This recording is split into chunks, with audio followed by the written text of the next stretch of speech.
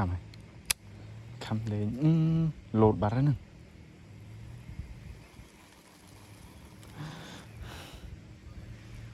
ngọt anh ơi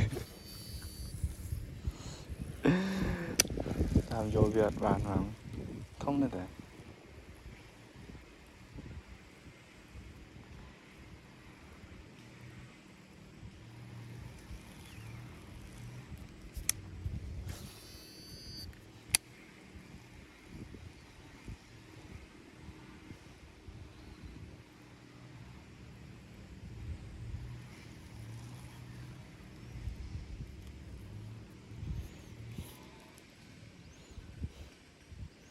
Việt miền là nơi tụi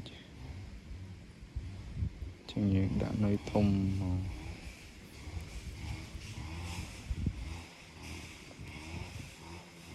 แต่bị cắtกับเลย